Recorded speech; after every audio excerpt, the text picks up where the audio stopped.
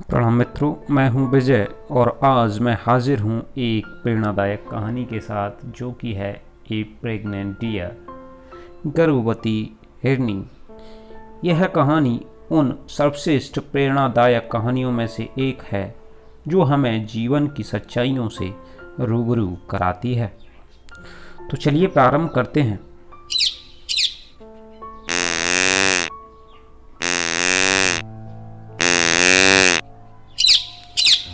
प्रसव पीड़ा से परेशान एक गर्भवती हिरनी अपने शावक को जन्म देने के लिए एक सुरक्षित स्थान तलाश रही थी। तभी नदी के किनारे उसे एक सुरक्षित झाड़ी दिखाई देती है।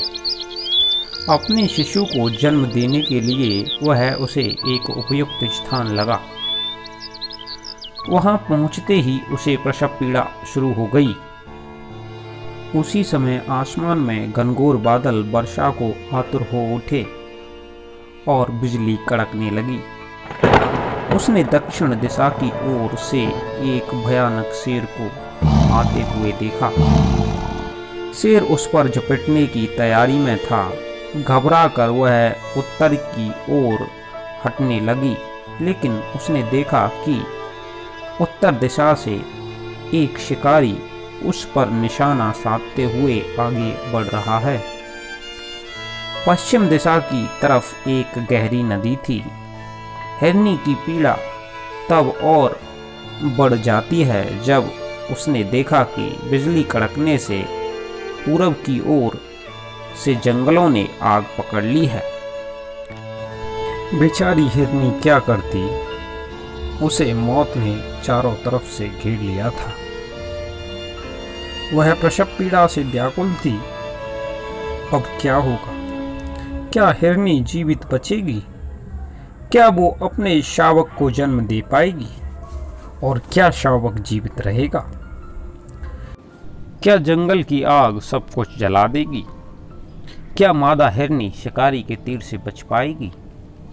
क्या हिरनी के शेर का भोजन बनेगी?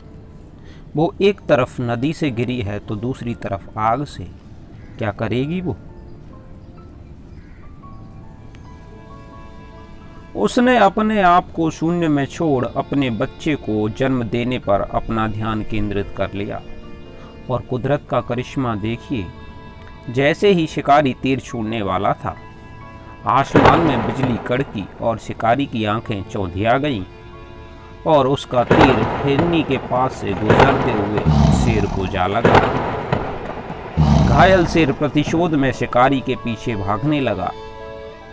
परिणाम स्वरूप शिकारी भाग गया। उसी क्षण घनघोर वर्षा प्रारंभ हो गई और जंगल की आग बुझ गई। हिरनी ने प्रसन्नतापूर्वक अपने शावक को जन्म दिया।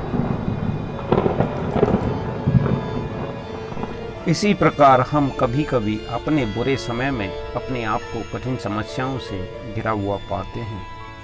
हमें कोई उपाय नहीं सूझता है।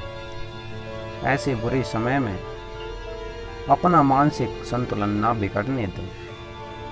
धैर्य बनाए रखें और अपना कर्म ईमानदारी से करते रहें।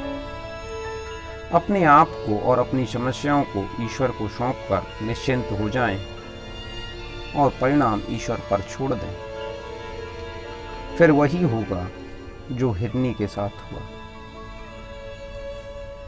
मैं आशा करता हूँ यह कहानी आपको अवश्य पसंद आएगी। धन्यवाद।